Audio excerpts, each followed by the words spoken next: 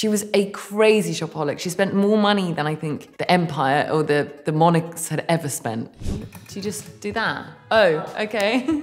Their relationship was one of the strangest relationships I've ever had to study. I mean, ever. It was full of everything. It was full of intense, intoxicating love, obsession, withdrawal, punishments, toxicity. We had to try and find something that was non-traditional somehow to try and capture what we had felt the essence of it was.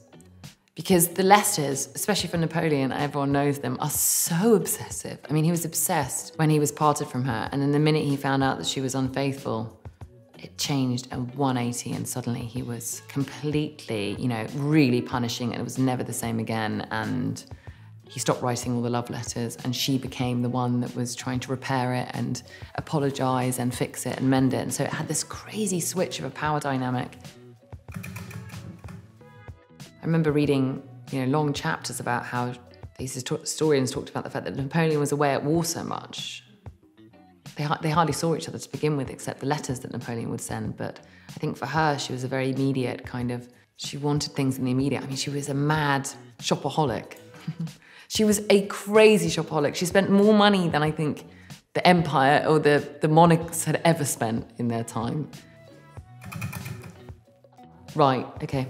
I think I would want to share about Janty Yates, the costume designer. My first entry point into Josephine was via Janty, who had handmade all these incredible costumes, and they were, I mean, so extraordinary, all just made from nothing with these beautiful fabrics she would choose, and she would choose these incredible dressmakers and would say, I want a bright green for this scene because of this, and we'd work together on all the shapes that Josephine had and then try and make something original out of the dresses that we saw in the paintings and things. And Jana, the hair and makeup designer, who's just, she was the best. And so having those women around to build this really extraordinary, unusual animal in Josephine was so much part of building who she was.